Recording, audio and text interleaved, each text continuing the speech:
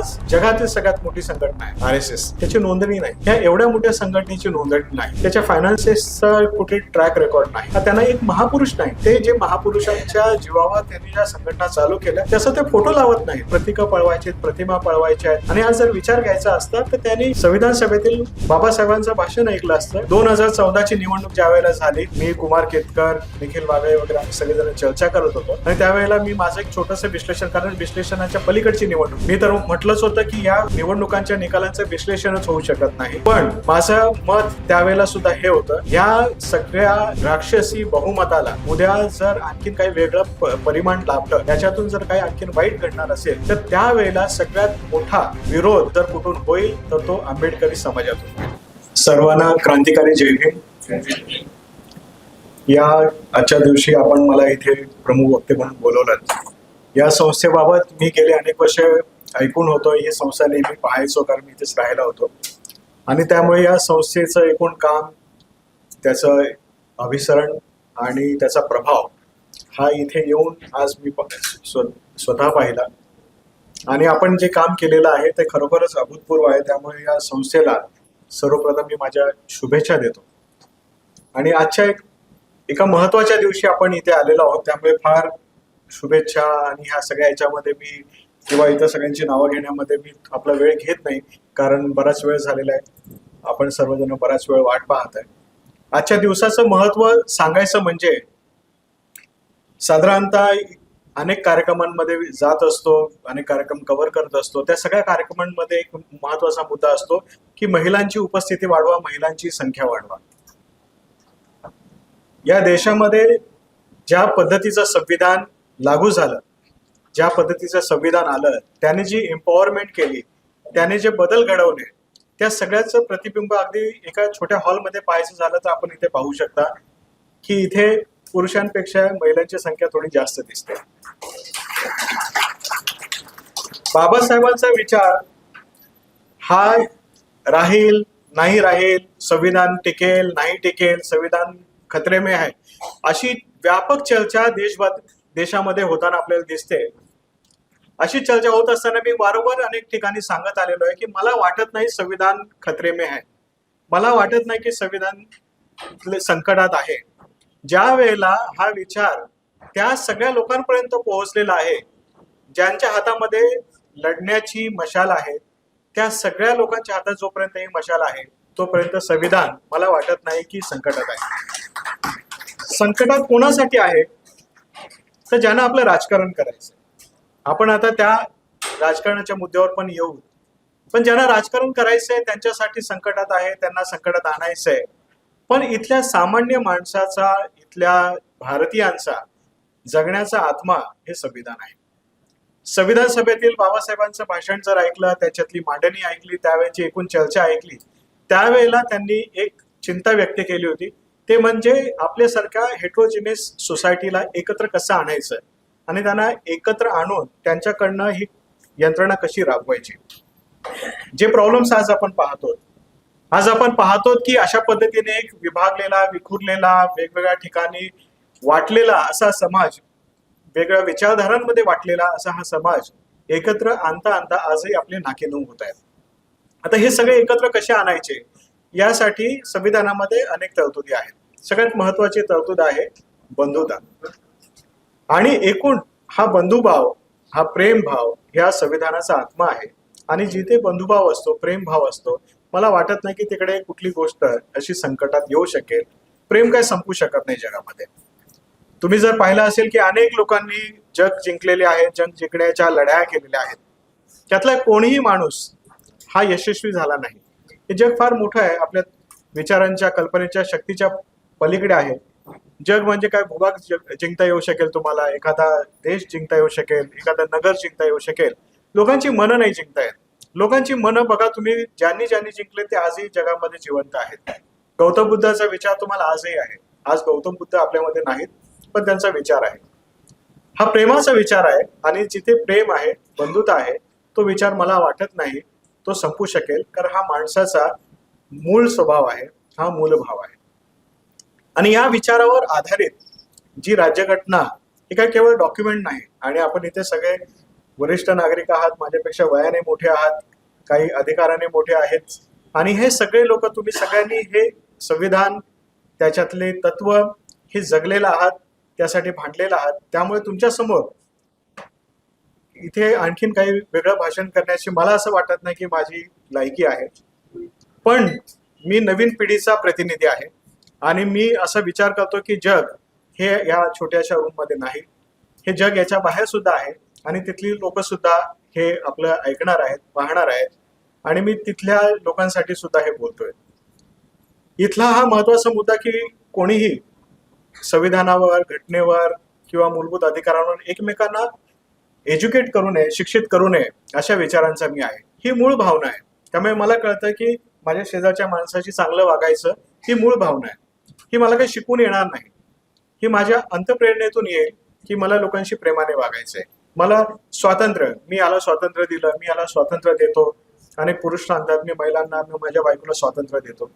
ते स्वातंत्र्य ही सुद्धा देण्याची गोष्ट नाही, ही जगण्याची गोष्ट आहे.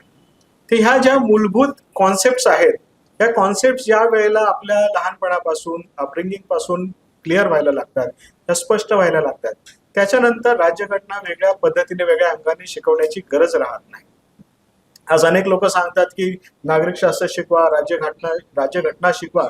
मला असं वाटतं की त्या पिढीशी सुद्धा बोललं पाहिजे की जी पिढी हे सगळं जगते, हे पाहते, त्यांची स्वतःच्या काय भावना आहेत. आज आपण अशा कालखंडामध्ये आहोत आणि मला असं वाटतं की अनेक लोक म्हणतात की आपणच अशा कालखंडामध्ये जन्माला आलोत, हे आपलं दुर्दैव असेल. मला असं वाटतं की आपलं सुदैव आहे.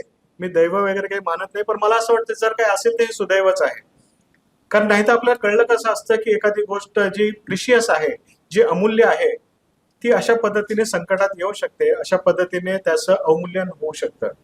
तर त्यामुळे आपण अशा कालखंडामध्ये आहोत ज्यामध्ये आपल्यावर प्रचंड मोठी जबाबदारी आहे, आणि ती छोटी छोटी छोटी छोटी असेल ती आपापल्या पद्धतीने आपण पार पाडत असतो, आपापली छोटी छोटी लढाई लढत असतो. मला अनेक सामाजिक कार्यकर्ते भेटतात, अनेक लोक खूप निराशेमध्ये दिसतात की काय करावं काय करावं. आम्ही त्या सगळ्यांना सांगतो की काहीच नका करू, टिके राहो. जिथे आहात तिथे टिकून राहा, जिथे आहात तिथे आपापला जेवढा आवाज आहे तेवढा आवाज मांडत राहा, आपली जेवढी शक्ती आहे तेवढं लढत राहा. बाकी काही करू नका, काही वेगळं करायची गरज नाही, कारण ही अंतप्रेरणा आहे. स्वातंत्र्य, समता, बंधुता ही अंतप्रेरणा आहे. हा मूलभूत माणसाचा स्वभावाचा भाग आहे. याच्यासाठी वेगळी लढाई काय लढायची गरज नाही. आपापली लढाई जी आहे ती आपापल्या पद्धतीने करत राहा. हे ऑटोमॅटिकली जग आपोआप सुधारेल आणि जग बदलू शकतं, याच्यावर मला विश्वास आहे. बाबासाहेब आंबेडकरांना विश्वास होता आणि म्हणूनच रक्ताचा थेंब न सांडता आपल्याला ही लोकशाही मिळाली, महिलांना मतदानाचा अधिकार मिळाला. आज अनेक देशांमध्ये आज आपण पाहतो आजही महिलांवर अनेक बंधने आणण्याचा प्रयत्न केला जातो. भारतासारख्या देशात सुद्धा अनेक ठिकाणी अनेक संस्था हे करण्याचा प्रयत्न करत असतात. मात्र भारतासारख्या ठिकाणी हे यशस्वी होत नाही. हे यासाठी होत नाही कारण इथे एक विरोधाचा गट सुद्धा हा आतूनच तयार झालेला आहे. याच्यासाठी बाहेरून फार मोठ्या चळवळी आता वारंवार उभाराव्या लागत नाही. आपण पाहतो की देशामध्ये एवढी वाईट परिस्थिती, अनेक लोक तर मला रोज सांगतात की मला खूप डिप्रेशन यायला लागतं, की ते अनेक चिंतेत असतात अनेक लोक की खूप वाईट परिस्थिती आहे, खूप वाईट परिस्थिती आहे. वाईट परिस्थिती फक्त राजकीय अंगाने, सामाजिक अंगाने, आर्थिक अंगाने नाही, ती सगळ्याच अंगाने आहे. पण त्या सगळ्यांमध्ये सुद्धा मार्ग आहे आणि तो मार्ग आपल्याला या आधी सुद्धा व्यवस्थितरित्या आखून दिलेला आहे. मला असं वाटतं की ज्या कॉन्सेप्ट आहेत त्या क्लिअर झाल्या की ऑटोमॅटिकली अनेक गोष्टी नीट होतात. माझी लहान मुलगी आहे, त्याला जेन्झी म्हणू. आता जग बदलायची जर काही जबाबदारी असेल त्या जेन्झीवर आहे असं अनेक राजकारण्यांना वाटायला लागलेलं आहे. मी तिच्याशी कम्युनिकेट करण्याचा प्रयत्न करतो. मी सांगतो की आपल्या दोघांमध्ये साधारणतः 20-25 वर्षाचं अंतर आहे, तर मी कसं कम्युनिकेट करू तुला आणि कसं कनेक्ट करू. ती सांगते काही गरज नाही, आमचे कनेक्शन आहेत, आम्ही कम्युनिकेट करतो, आमचे आयडियाज क्लिअर आहेत आणि आम्ही तुमच्यापेक्षा जास्त क्लिअर आहोत अनेक कॉन्सेप्टच्या बाबतीमध्ये. हा, आणि हे जर तुम्ही पाहिलं असेल, बोलण्याचा प्रयत्न करा. मी स्पष्टच तिला म्हटलं की मला वाटत नाही की मी तुझ्याशी असं बोलू शकतो, की मला माझ्या काही धारणा आहेत, तो जडपणा असेल माझ्यामध्ये, पण तू सांग. तर त्यावेळेला ती तिच्या कॉन्सेप्ट सांगते. ती सांगते की आमचं जग एक वेगळं जग आहे, आमच्या जगामध्ये आम्ही कम्युनिकेट करतो, आम्ही एकमेकांना विश्वास ठेवतो आणि आम्ही त्या विश्वासाला कुठेही हे करत नाही. जर कोणी विश्वास तोडला तर आम्ही त्याला आमच्या कम्युनिटीतून बाहेर काढतो. आणि काही लोक आहेत जी लोक वाईट वागण्याचा प्रयत्न करतात, ज्याच्यामुळे ऑल ओव्हर जेनझीला असा ठप्पा लावला जातो की यांना काही समजत नाही. तर त्यांचं म्हणणं आहे की आमच्या कॉन्सेप्ट खूप क्लिअर आहेत आणि त्यामुळे आम्हाला तुम्हाला दाखवायची काय गरज नाही. आणि त्यांचं त्यांचं जग आपण आतमध्ये जाऊन प्रयत्न केला तर हे जग तंत्रज्ञानाने जवळ आलेलं आहे. आज आपण राज्यघटनेचे जे काही मूलभूत तत्व आणि सगळ्या गोष्टींची चर्चा वारंवार करतो. तुम्ही बघा की आज बदललेल्या तंत्रज्ञानाच्या जगामध्ये याचं परिप्रेक्ष्य बदललेलं आहे. हा, समरसता, समता यातला फरक हा त्यांना कळतो, व्यवस्थित कळतो. आज आपल्याला वारंवार सांगण्याची गरज नाहीये. त्यामुळे अनेक लोक आज राजकीय आंदोलनांमध्ये जर पाहिली तर भाड्याने आणायला लागतात, मतदार भाड्याने आणायला लागतात. जर एखादा विचार खरोखरच एवढा ठाम असता तर त्याला असं भाड्याने आणायचं, चोरी करून एखादी गोष्ट करायची गरज लागली नसती. यावरूनच लक्षात घ्या की हे विचार फार तकलादू आहेत. अनेक लोक याला घाबरलेले आहेत. अनेक लोकांना वाटतं की हा एक कुठला तरी काय राक्षस उभा आहे आपल्या समोर आणि आपण लढू नाही शकत. मी मध्यंतरीच पंढरपुरामध्ये भाषण करताना एक सांगितलं होतं की राजकीय दृष्ट्याच बघूयात. हे राजकीय मंच नाही मला माहिती आहे, पण राजकीय दृष्ट्याच आपण धरून चालू की एखादा पक्ष फार विशालकाय आणि फार प्रबळ झालेला आहे, जगातला नंबर 1 चा पक्ष झालेला आहे. ह्या जगातल्या 1 नंबरच्या पक्षाला स्वतःचे उमेदवार आहेत का? स्वतःचे कार्यकर्ते आहेत का? पोस्टर लावायला कंपन्या घ्याव्या लागतात, सोशल मीडिया हँडल करायला कंपनी आणावी लागते, उमेदवार दुसऱ्या पक्षातून पुढून आणावा लागतो. अशा विशालकाय पक्षाला ज्या वेळेला सगळंच आउटसोर्स करावं लागतं, याचा विचार किती तकलादू असेल. आज मला सांगा की एखादा विचारावर ठाम असलेला कार्यकर्ता असेल तर तो आपली लढाई स्वतः लढतो ना, तो आउटसोर्स नाही करत ह्या सगळ्या गोष्टी. जे व्यापारी आहेत, ज्यांची दृष्टी व्यापारी आहे, हे लोक असं करू शकतात. आणि हे धोके अशा पद्धतीने एखादा मेजॉरिटियन ग्रुप अशा पद्धतीने सत्ता हायजॅक करू शकतो, सिस्टीम हायजॅक करू शकतो, याची कल्पना घटनाकारांना होतीच. आणि राज्यघटना राबवणाऱ्या लोकांच्या एकूण लायकी, त्यांच्या प्रवृत्ती आणि त्यांच्या एकूण इफिशियन्सी बाबत अनेक उलटसुलट चर्चा करून ही राज्यघटना अस्तित्वात आलेली आहे. त्यामुळे आज एखाद्या पक्षाला सगळ्यात जास्त सत्ता जरी मिळाली तरी आज या देशामध्ये विविध राज्य आहेत, प्रांतिक सरकार आहेत, त्यांची मतं घेता येत नाही, त्यांचा विश्वास मिळवता येत नाही. कुठल्या ना कुठल्या राज्यामध्ये एखादा निर्णय उलटा लागत राहतो. काही चेक बॅलन्सेस इथे आहेत. धोका कुठे आहे तो मुद्दा मी तुम्हाला आता सांगतो. धोका नेमका या ठिकाणी आहे की अनेकदा आपल्या ह्या राज्यघटनेला चालवणारी जी 4 स्तंभ आपण म्हणतो ती याच्या आधी आपण असा आरोप करत होतो की संगनमताने चाललेली आहे, यांची युती झालेली आहे आणि हे सामान्य माणसांच्या हिताच्या विरोधात काम करतात. आता ही दबावाखाली काम करायला लागलेली आहे. दबावाखाली काम करायला लागली, पण ती तशीच नाही करत आहे, ती संगनमताने नाही करत आहे, ती एकमेकाच्या विरोधात पण काम करायला लागलेली आहे. त्यामुळे आज आपण पाहतो की देशाचे 4ही स्तंभ हे अतिशय वाईट परिस्थितीमध्ये आहेत. या देशाच्या न्याय व्यवस्थेचं रक्षण करायची जबाबदारी असणाऱ्या सर्वोच्च न्यायालय किंवा न्याय व्यवस्थेला त्यांच्या जजेसना बाहेर येऊन प्रेस कॉन्फरन्स करावी लागते. आजपर्यंतच्या इतिहासामध्ये असं कधी घडलेलं नव्हतं. या देशातील मीडियावर दलाल असल्याचा ठपका लागतो. आजपर्यंत कधी असं घडलेलं नव्हतं. आजपर्यंत म्हणत होते की हे लोक विकले गेलेत, हे गेलेले आहेत, पण असं सरसकट विधान आजपर्यंत होत नव्हतं. कुठलं ना कुठलं एक मीडिया हाऊस उभं राहायचं आणि त्या सिस्टीमच्या विरोधात लढायचं.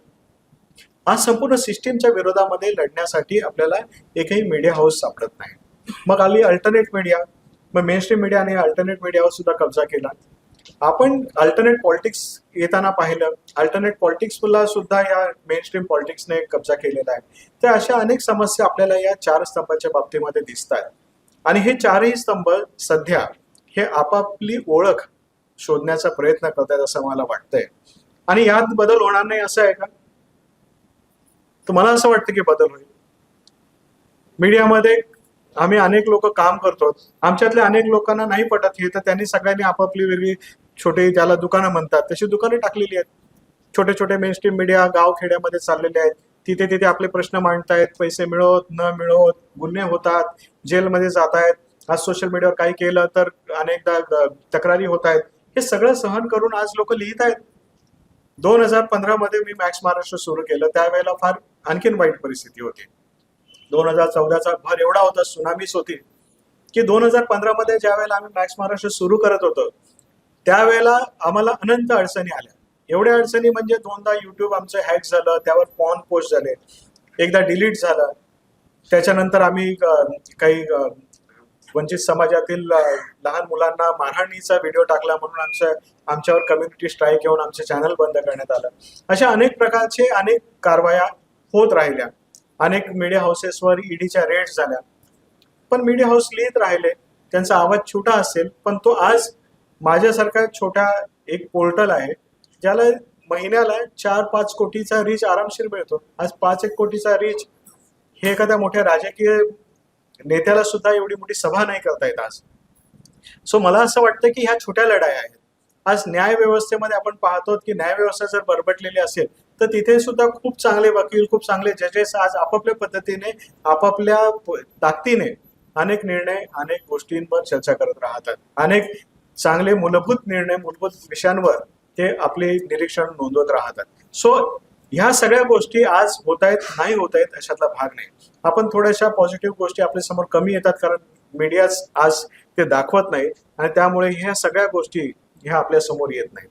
दुसरं असं आहे की आज जर एवढंच सगळं प्रॉब्लेम असता तर भारत जोडो यात्रेमध्ये राहुल गांधीच्या मागे एवढी लोक आली नसती. त्यांना पप्पू, नॅशनल पप्पू असं म्हणून टॅग लावलेला आहे.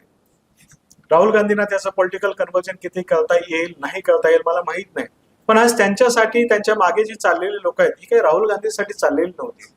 त्या सगळ्यांना असं वाटत होतं की आपली ताकद ही सोशल मीडियाच्या किंवा व्हर्च्युअल जगातनं बाहेर पडून ही वास्तवात सुद्धा दाखवणं गरजेचं आहे. आज आपण सगळेजण सोशल मीडियावर सुद्धा हा कार्यक्रम करू शकलो असतो. पण आपल्या सगळ्यांना एकत्र संघटित होण्याची ही उर्मी, ही गरज यासाठी वाटते कारण आपल्या सगळ्यांना माहिती आहे की संघटित होण्याची ताकद काय आहे आणि ती गरज काय आहे. आणि अशा पद्धतीचे ही संघटना, अशा पद्धतीचे संघटित कार्यक्रम हे अनेक ठिकाणी, अनेक छोट्या छोट्या घटकांमध्ये सातत्याने होत आहे. 2014ची निवडणूक ज्या वेळेला झाली, संध्याकाळचं पॅनल बसलं होतं. मी, कुमार केतकर, निखिल वागळे वगैरे आम्ही सगळेजण चर्चा करत होतो आणि त्यावेळेला मी माझं एक छोटंसं विश्लेषण, कारण विश्लेषणाच्या पलीकडची निवडणूक होती. मी तर म्हटलंच होतं की या निवडणुकांच्या निकालांचं विश्लेषणच होऊ शकत नाही. हा, तेवढी आपली कुवत नाही आणि तेवढी आपली पोहोच नाही. पण माझं मत त्यावेळेला सुद्धा हे होतं की जर या सगळ्या राक्षसी बहुमताला उद्या जर आणखीन काही वेगळं परिमाण लाभलं, याच्यातून जर काही आणखीन वाईट घडणार असेल तर त्यावेळेला सगळ्यात मोठा विरोध जर कुठून होईल तर तो आंबेडकरी समाजातून होईल. आणि जर आज ते उपलब्ध नाहीत, आता 2014चे सगळे व्हिडिओ चॅनल सुद्धा ते विकत घेतलं कोणीतरी, बंद केलं रेट्स टाकून. पण हे विश्लेषण आम्ही त्यावेळेचं होतं आणि त्याच्यानंतर आपण पाहिलंय की रोहित वेमुलाची केस असेल आणि अनेक ठिकाणी कन्हैया असेल, इतर वेगवेगळ्या ठिकाणी आंबेडकरी समुदायाने, हा सगळ्या विचारधारा मांडणाऱ्या सगळ्या लोकांनी ही लढाई आपल्या हातात घेतलेली आहे. आणि ही लढाई ही फार तशी मला असं वाटतं की काही संघटित नाहीये. आपापल्या पद्धतीने जो तो आपापल्या ठिकाणी लढतोय. संघटित स्वरूप ज्या वेळेला येईल त्यावेळेला आणखीन मोठे चित्र आपल्याला दिसेल. पण काही मूलभूत गोष्टींची चर्चा हे मला असं वाटतं की या निमित्ताने व्हायला पाहिजे. तो म्हणजे की या देशामध्ये जे काही बदल घडले, तो सगळ्यात महत्वाचा बदल घडला की आपण मीडियाला फॅक्ट चेक साठी मानत होतो की मीडिया जी बातमी देईल ती आपण खरी मानत होतो. आज मीडियाच्या बातम्यांचे फॅक्ट चेक करण्याची गरज निर्माण झाली. ही एवढी घसरण आपल्याला या देशामध्ये आपल्याला पाहायला मिळते. राजकीय नेत्यांचा पक्ष कायम नाही. आज एक नेता या पक्षात आहे, दुसऱ्या पक्षात, उद्या दुसऱ्या दिवशी दुसऱ्या पक्षात असेल. आज कुठलीही गोष्ट आपल्याला अशी कॉन्स्टंट दिसत नाहीये, ही सातत्याने बदलते. आणि त्या बदलाचा वेग एवढा आहे की आज सकाळची एक बातमी, एखादी घटना ही दुपारपर्यंत 10-15 आणखी नव्या घटनांमुळे मागे जाते. आपली मेमरी फार छोटी होत चाललेली आहे. आपल्याला अनेक गोष्टी आठवत नाहीत, अनेक संदर्भ आठवत नाहीत आणि आपल्या मेंदूला एका पाठोपाठ एवढे जर सहन करण्याची तशी सवय नाही. अनेक वैद्यकशास्त्रातील लोक असतील तर ते सुद्धा एंडोर्स करतील या बाबतीमध्ये की आपली बुद्धी ही काही ठराविक गोष्टींचं मेमरीमध्ये रूपांतर करू शकते. इतक्या सगळ्या गोष्टी आपण पाठोपाठ आपण पचवू नाही शकत, आपला मेंदू पचवू नाही शकत. आणि त्याच्यामध्ये अनेक लोकांना थोडे मानसिक आजार सुद्धा या 2014 नंतर झालेले आहेत. अनेक राजकीय लोकांना झाले, सामाजिक कार्यकर्त्यांना झालेले आहेत, पत्रकारांना झालेले आहेत. ते या सगळ्यातून बाहेर पडण्याचा प्रयत्न करता करता पुन्हा अडकत चाललेत असं मला वाटतं. बाहेर पडण्याचे खूप रस्ते आहेत, अनेक मार्ग आहेत आणि सगळ्यात महत्वाचा मार्ग म्हणजे या सगळ्यांचं बारीक अनालिसिस आपल्या सगळ्यांना करणं गरजेचं आहे. या सगळ्यातनं जे काय होणार आहे ही थ्रेट जर तुम्ही लोकांना सांगितली ना, तर ऑटोमॅटिकली लोक त्या रस्त्यावर जात नाहीत. म्हणजे सगळ्यात महत्वाचं आहे की या देशामध्ये महिलांना घुंगट घालून फिरायचं आहे का, बुरका घालून फिरावं लागणार आहे का, शिक्षणापासून वंचित राहावं लागणार आहे का, ही थ्रेट ज्या महिलांना समजलेली आहे ते या विचारधारेच्या मागे जात नाहीत. ज्या वंचित समाजाला माहिती आहे की आपण खूप मोठ्या मुश्किलीने खूप लढे देऊन आज समानतेचा अधिकार मिळवला, शिक्षणाचा अधिकार मिळवला, आज शहरांकडे गांधीजी सांगत होते गावाकडे चला, आंबेडकर सांगत होते शहराकडे चला, आज शहरांकडे आले लोक कॉस्मोपॉलिटन झाले, आज शहरामध्ये जर जातीचे समूह व्हायला लागले, व्हॉट्सअप ग्रुप व्हायला लागले, त्याच्यातच बिझनेस व्हायला लागले, तर ज्यांनी ही झळ सोसलेली आहे ते ह्या ग्रुपमध्ये जाणार नाहीत. त्यांना कळतंय आपण शहरात का आलेलो आहोत.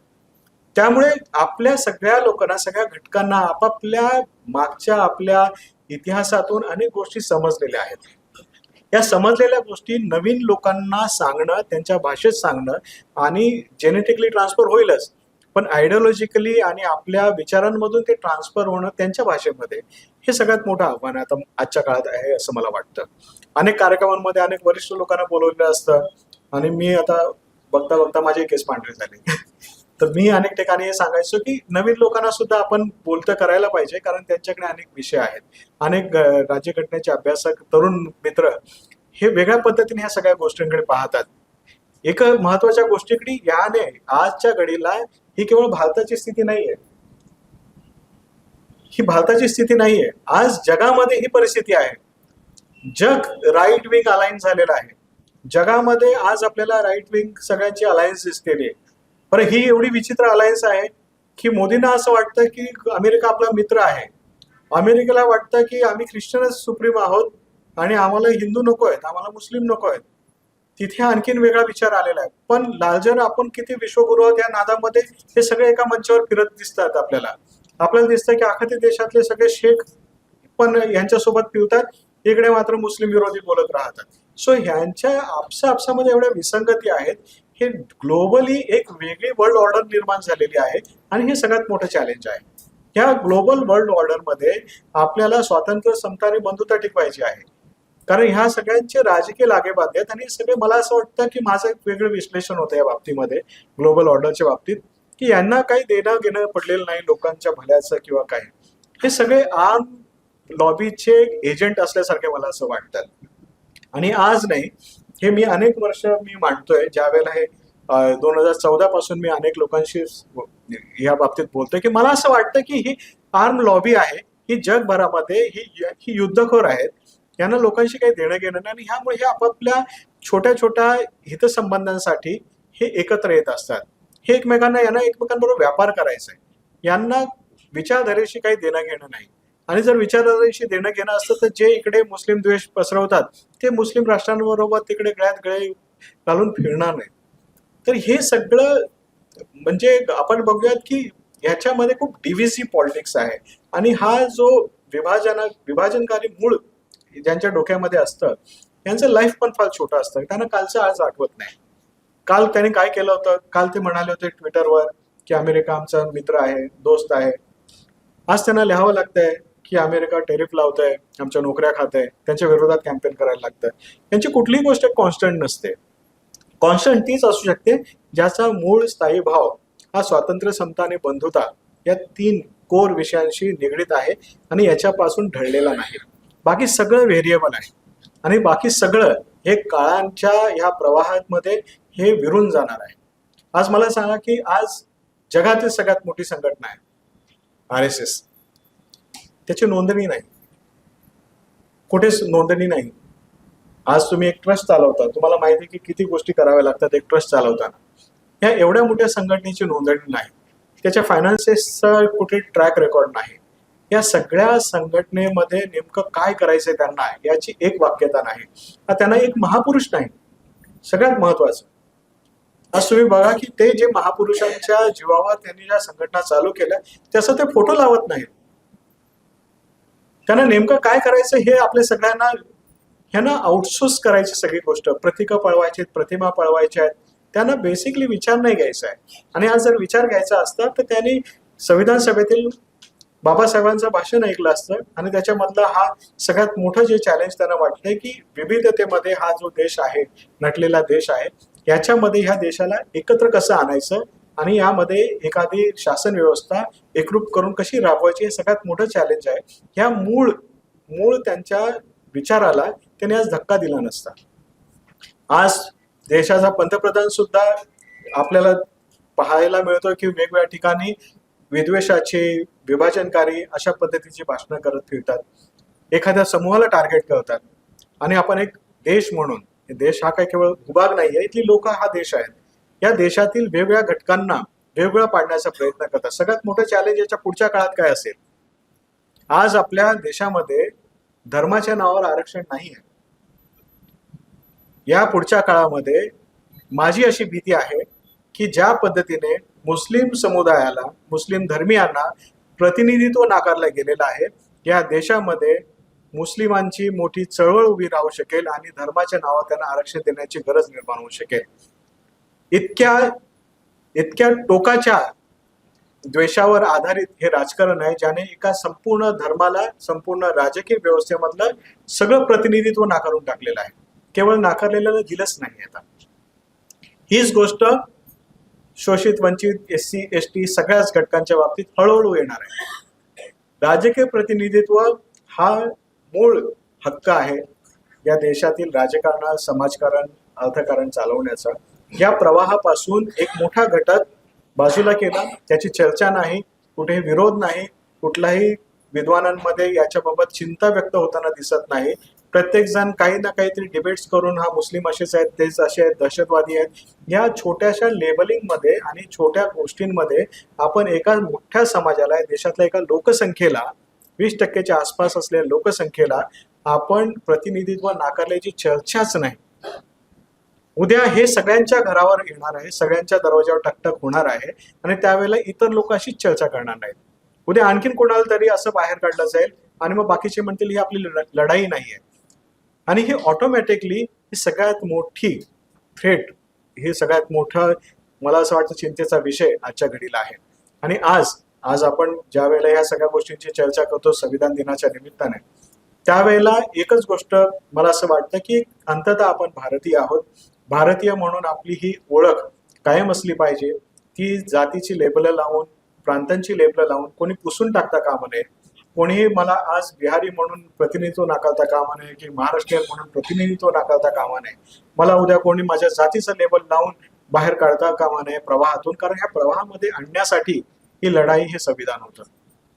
या महाराष्ट्रातील या आपल्या हा आपण म्हणतो की पावनभूमी आहे, या पावनभूमीतील अनेक समाज सुधारकांनी यासाठी आपलं रक्त सांडलेलं आहे, आपले विचार सांडलेले आहेत, ह्या देशाला विचाराची एक दिशा दिलेली आहे. मला असं वाटतं की ही पुन्हा आपली एक जबाबदारी आहे या महाराष्ट्रातील रहिवासी म्हणून, की आज ज्या वेळेला या देशामध्ये अशा पद्धतीचं एक वेगळं वातावरण निर्माण होत आहे, या वातावरणामध्ये आपल्याला ही लढाई पुढे नेण्यासाठी पुढाकार घ्यावा लागेल. एक मला आणखीन एक महत्वाचा मुद्दा सांगायचा आहे आणि त्याच्यानंतर मी माझं लय लांबलेलं भाषण आवर्त घेतो. एक महत्वाचा मुद्दा आहे की वारंवार टीका होते बाबासाहेबांवर की ते दलितांचे नेते आहेत. मी मीडियामध्ये काम केलं, मी किमान माझे सोबत जेवढे काम करतात त्या सगळ्या रिपोर्टर्स, महिला किंवा पुरुष असतील, या सगळ्या लोकांना वारंवार मी सांगण्याचा आम्ही नेहमी प्रयत्न करत आलो आणि अनेक एक्सपर्ट्स पण आम्ही आमच्या ऑफिसमध्ये बोलवायचो आणि त्यांचं एक छोटंसं आपण ज्याला म्हणतो प्रबोधन आहे, ते सेन्सिटायझेशनचा कार्यक्रम आम्ही करायचो की नेमकं बाबासाहेबांनी काय केलं, बाबासाहेबांनी महिलांना काय अधिकार दिले, कर्मचाऱ्यांना काय अधिकार दिले, कामगारांना काय अधिकार दिले, इथपासून शेती, वीज, इन्फ्रास्ट्रक्चर, अर्थशास्त्र, या सगळ्यांमधलं छोट्या सगळ्या गोष्टी तुम्हाला फार नाही वाचन असलं तर निदान ऑपरेटिव्ह पार्ट, ज्याला आपण कीवर्ड म्हणतो आजच्या काळामध्ये, आपण आजकाल कीवर्डवर चालतो, तर ह्या ऑपरेटिव्ह पार्ट तरी निदान तुम्ही हा सगळ्या लोकांना सांगितला पाहिजे. निदान आपल्या घरातल्या लोकांना तरी सांगायला पाहिजे. सुरुवात आपल्या घरातच होते ऍक्च्युअली, घरी कधी आपण सांगतच नाही. म्हणजे मी ते भाषणाला आलो पण माझ्या घरी सांगत नाही, माझ्या घरच्या लोकांना माहितीच नसा कुठे गेला. तर असं होता कामा नये. मी माझ्या घरी ते सांगण्याचा प्रयत्न करतो नेहमी की मी आज जर भाषणाला जाणार असेल तर मी काय बोलणार आहे, तर त्यांचे काय मुद्दे असतील तर तेही घेण्याचा प्रयत्न करतो. सो इन्व्हॉल्वमेंट जी आहे ही आपल्या सोबतच्या लोकांची, कधी कधी त्यांना आज वाचन नाही लोकांचं असं आपलं म्हणणं आहे, पण नवीन पिढी, नवीन तरुण मुलं खूप वाचतात. अनेक पुस्तकं विकत घेतात. तुम्ही बघा सगळी लहान मुलं, म्हणजे माझ्या घरी तर माझ्या मुलींनी खूप मोठी लायब्ररी गोळा केलेली आहे. असा आपलाच समज असतो नवीन पिढीच्या बाबतीत, की हे वाचत नाहीत, हे टवाळ आहेत किंवा काय. पण ते त्यांचं त्यांचं वाचत असतात. ते 4 पुस्तकं वाचत असतात. 5वं एक पुस्तक आपण चिटकवून दिलं पाहिजे. आणि हे छोटे छोटे प्रयोग आहेत. मला असं वाटतं की हे जर आपण केले तर ह्या निमित्ताने काही गैरसमज आहेत ते दूर होण्याचा प्रयत्न होईल. त्यांचं वास्ट काम जे आहे वेगवेगळ्या क्षेत्रातलं, की आज जर आपली साप्ताहिक सुट्टीचा मुद्दा असेल, महिलांना प्रसूतीची रजा असेल, याच्यामध्ये सुद्धा जर हे योगदान आहे, हे ज्या वेळेला समजतं त्यावेळेला काही लोकांना शॉक बसतो. कॉर्पोरेटमध्ये काम करणाऱ्या लोकांना सुद्धा शॉक बसतो. सो ह्या गोष्टी आपण केल्या पाहिजेत. आणि महत्वाचा मुद्दा, की आरक्षणाच्या मुद्द्यावर जे गैरसमज आहेत, तो गैरसमज खरं तर मी पहिल्यांदा बोललं पाहिजे, पण मी शेवटी घेतोय, की तो आपण लोकांनी हळूहळू लोकांना, कधी कधी आपले जवळचे मित्र असतात त्यांचाच विरोध असतो, तर ते ऐकण्याच्या मूडमध्ये नसतात, तर त्यांना त्यांच्या पद्धतीने पण बऱ्याचदा सांगण्याचा हा प्रयत्न आपण जिथे जिथे शक्य असेल तिथे केला पाहिजे, की हा काही गरिबी हटवण्याचा कार्यक्रम नाही. आणि शेवटी की गरिबी श्रीमंती ही व्हेरिएबल आहे, ती बदलत राहते. ही परिस्थिती सातत्याने, मी आज आज एक सुस्थितीत आहे तर कदाचित मी उद्या शिक्षण सोडलं तर गरीब होऊ शकेन. सो शेवटी ह्या सगळ्या गोष्टी अनेक लोकांना व्यवस्थितरित्या, नवीन पिढीतल्या लोकांना खास करून, कारण त्यांचं पहिलं एन्काउंटर कॉलेजच्या ऍडमिशनच्या वेळेला होतं आणि तोच प्रचार होतो, की मला एवढे टक्के मिळाले, मग त्याला एवढे मिळाले आणि मला 90% मिळून पण ऍडमिशन नाही मिळालं. पण आता ज्या वेळेला कट ऑफ लिस्ट सगळ्यांच्या पाहायला मिळतात, त्यावेळेला हा प्रचार सुद्धा आता तसा तार्किक राहिलेला नाही. कारण आता सगळ्याच कट ऑफ लिस्ट ह्या सेमच लागतायत. उलट आता याच्यामध्ये सुद्धा आणखीन काही गोष्टी कराव्या लागतील, की जे खरोखरच शाळेची पायरी चढले नाहीत त्यांच्यासाठी आता, कारण ही स्पर्धाच फार मोठी झालेली आहे. ह्या नवीन स्पर्धेच्या बदललेल्या युगामध्ये, तंत्रज्ञानाच्या युगामध्ये, या नवीन पिढीशी संवाद साधण्यासाठी ही राज्यघटना अधिक आपल्याला आणखी लवचिक पद्धतीने लोकांपर्यंत घेऊन जावी लागणार आहे. मला असं वाटतं की आपल्या समोरचं सगळ्यात मोठं चॅलेंज सध्या हेच आहे. आपण मला इथे बोलवलं आणि बराच वेळ सहन केलं, त्याबद्दल धन्यवाद.